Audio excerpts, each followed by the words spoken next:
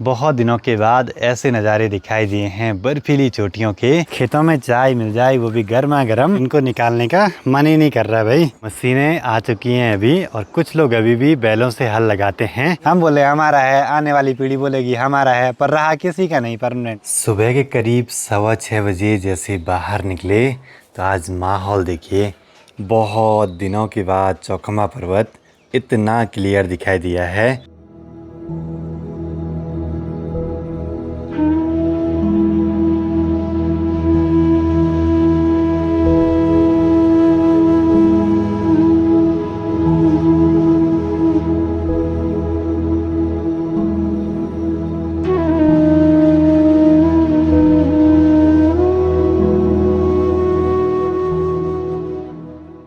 और मैं अभी आपकी वीडियो देख रहा हूँ करीबन 4.5 साल या उससे ज्यादा हो गया शायद। हाँ। फिर कभी मिलेंगे अगर मेरे को टाइम मिला। जरूर जरूर जरूर। मैंने फोन किया, दीदी को भी बोल देना एक आया था भाई। हाँ और आपको याद जरूर, आपको वीडियो में भी ले लिया। बिल्कुल ले लिया? हाँ हाँ, पता भी नहीं चला हमें तो सबसे पहले आप सभी को मेरा प्यार व नमस्कार। मेरा नाम है आलोक राणा और स्वागत है आप सभी का देवभूमि उत्तराखंड के इन खूबसूरत पहाड़ों से।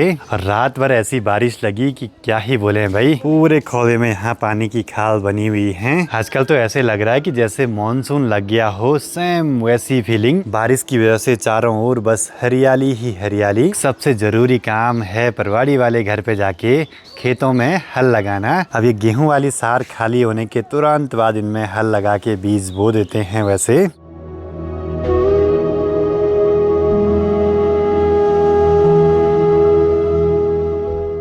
ठीक है भाई, फिर मिलते हैं, आराम से आना है। अब यात्रा के टाइम पे तो घर पे बहुत लोग आते हैं मिलने के लिए हमसे, तो बढ़िया लगता है सभी से मिलके। बाकी मौसम धीरे धीरे बढ़िया होने लगा है। रात को तो इतनी तेज बारिश और ठंडरिंग हुई कि क्या ही बोलें। पर इस बारिश से देखिए चारों ओर पहाड़ बिल्कुल हरे भरे हो गए हैं। आज तो हम सुबह ही आ गए काफ़ी जल्दी यहाँ परवाड़ी वाले घर की ओर, क्योंकि ठंडे ठंडे माहौल में जितना काम हो सके कर लेंगे। घर के पास में ही यहाँ देखिए कितनी ज़्यादा शैवाल जम गई। माहौल देख के लग रहा है कि जैसे मॉनसून लग गया हो, सेम ऐसा ही रहता है उस समय भी। बहुत दिनों के बाद इस वाले घर पे आना हुआ है तो बढ़िया लग रहा है भाई। अब बैल होते तो बैल को चारा पत्ती देना पड़ता था, लेकिन अब मशीन है तो इसका इंजन ऑयल, पेट्रोल वगैरह सब चीज़ें चेक करनी पड़ती हैं। सबसे बड़ा टास्क इसको यहाँ से खेतों तक ले जाना है। गौशाला के पास में देखिए बहुत ही सारे लंगूर आ रखे हैं पेड़ों पे, क्योंकि आजकल फूल पातियाँ नई नई कुपलें लगे रहते हैं नुकसान करने पे भाई।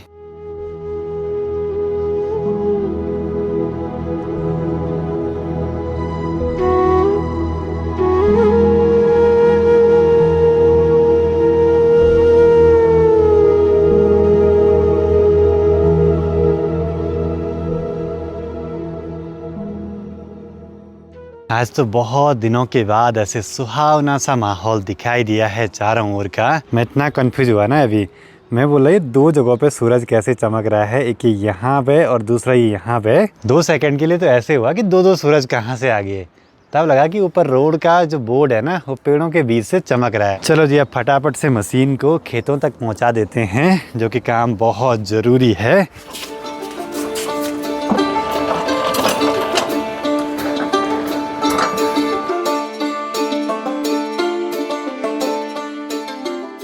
चलो जी पहुंच गए खेत तक। अब बस फटाफट से 4-5 खेत हैं यहाँ, उनमें हल लगाना है। आज क्या क्या बोएंगे? मंडवा, हाँ हाँ, दाल, सब चीज़ें मिक्स, सब चीज मिक्स करेंगे। होगा तो। बाकी गांव में बहुत ज़्यादा लोगों की मशीनें आ चुकी हैं अभी, और कुछ लोग अभी भी बैलों से हल लगाते हैं। दोनों के अपने अपने फ़ायदे और नुकसान हैं। ये है जी हमारा पारंपरिक खान पान।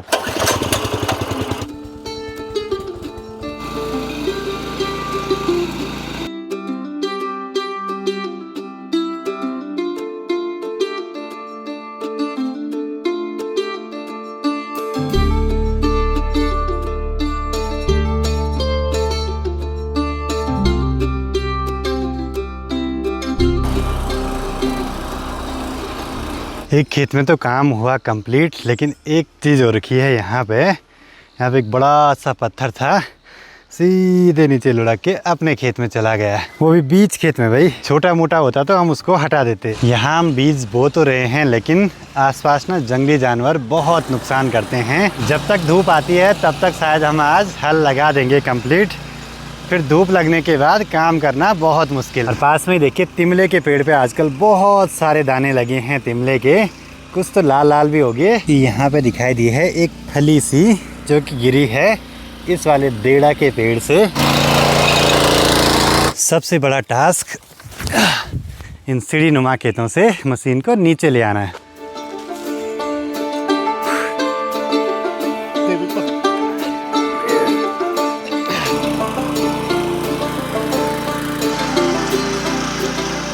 गौशाला के पास के सभी खेतों में हल लगा दिया है, बस अब एक खेत रह गया है धारे के पास में। सुबह नाश्ता तो किया था, लेकिन फिर भूख लगने लगी है तो रोटियां वगैरह ले आ रखी हैं, तो आज खेत पे ही खाएंगे भाई। और बचपन में हमने इस वाले पत्थर में बहुत बार खाया है, और साथ ही साथ माँ यहाँ पे घास भी निकाल रही है भाई। जब खेतों में आए ही हैं तो हरी हरी घास गाय के लिए। अब तो खेती बाड़ी बहुत कम है, लेकिन पहले ना हल लगाना भी बहुत रहता था, तो फिर खेतों में खाने का स्वाद और भी दुगना बढ़ जाता था। खेतों में चाय मिल जाए, वो भी गर्मा गर्म, इसकी तो फिर बात ही कुछ अलग है। माँ ने क्या क्या ला रखा आज? खेत में तो ऐसा ही खाते हैं।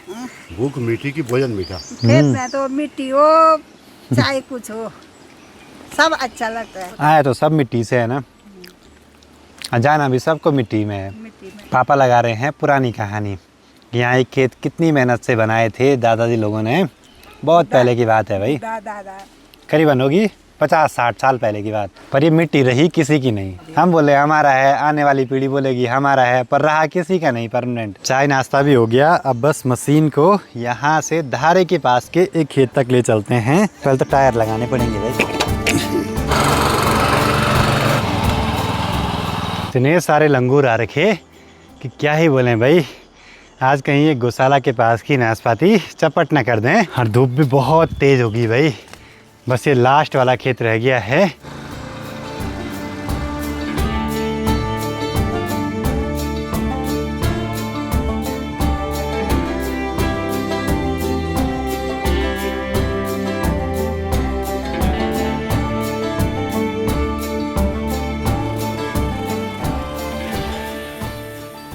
ये आज पूरे नाशपाती चपट कर देंगे, लगता है ऐसा ही है। मैंने तो चखे भी नहीं भाई, अभी पेड़ पूरा खाली हो जाएगा। अभी तो बहुत है नाशपाती, 2-4 तो मैं निकाल ही देता हूँ भाई अपने लिए। नाशपाती हो गई है छोटे छोटे, और इनको निकालने का मन ही नहीं कर रहा भाई, तो ऐसे कुछ छोटे छोटे ही निकालने पड़ रहे हैं। मजबूरी है भाई, नहीं निकालेंगे तो फिर शाम तक लंगूर चपट कर देंगे। मशीन से काम तो आसान है, लेकिन लाना ले जाना बहुत मुश्किल। हालत ख़राब हो जाती है ऐसे मेहनत भरे काम करके। बस अच्छी बात यह है कि जब तक धूप यहाँ पे आई तब तक हमने काम कंप्लीट कर दिया अपना।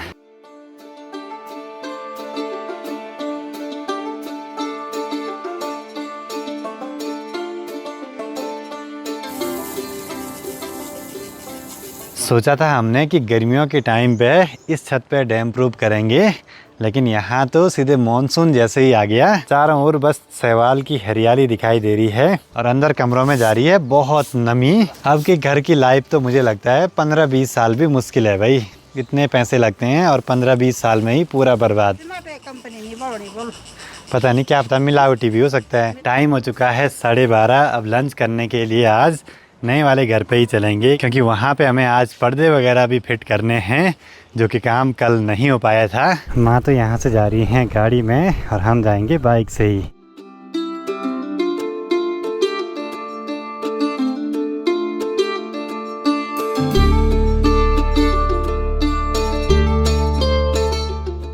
बस यहाँ आते आते सामने चौखंबा पर्वत भी ढक गया बादलों के पीछे।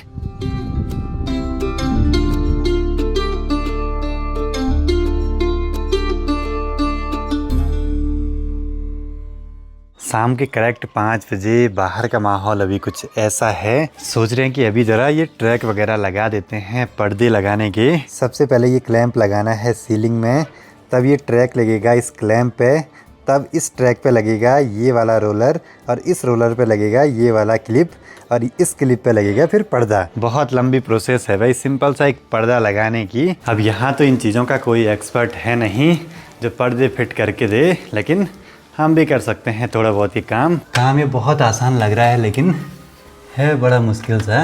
ऐसे कुछ लगाना पड़ेगा भाई ट्रैक, बस कुछ गड़बड़ नहीं होनी चाहिए।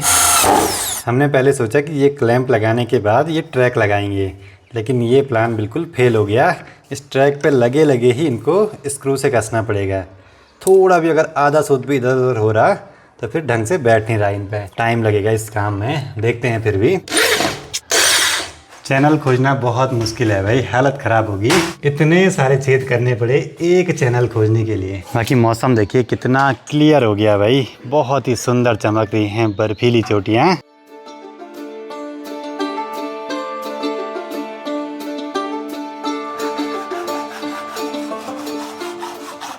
ये देख के लग रहा है कि पर्दे तो नॉर्मल वाले ही फिर बढ़िया हैं भाई। पहले रोलर और हुक को आपस में मिलाना है, अच्छे से फंसाना है, तब इस रोलर को यहाँ इस ट्रैक के अंदर डालना है। ऐसे कुछ बन रहा है ये। ज़रूरत के हिसाब से तो मैंने ये तैयार कर दिए हैं सभी। बाकी आज बहुत दिनों के बाद ऐसे बर्फीले पहाड़ दिखाई दिए हैं, तो कोशिश करते हैं इनको काफ़ी नज़दीक से देखने की।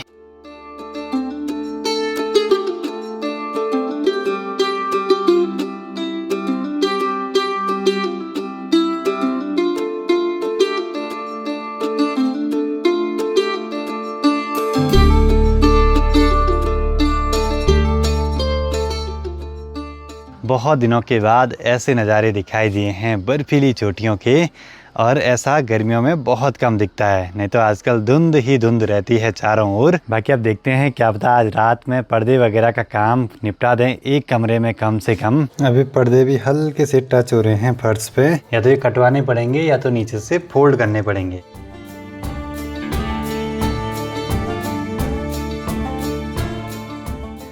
रात के 10 बजने वाले हैं। एक खिड़की पे तो पर्दा लग गया अच्छे से, बस बहुत सारी चीज़ें ट्राई कर रहे हैं कि कैसे पर्दा अच्छे से अच्छा दिखे और पूरी खिड़की को कवर कर दे। और बाहर ना ठंडिंग हो रही है और बारिश भी शुरू हो गई। आजकल डेली ऐसे ही हो रहा है।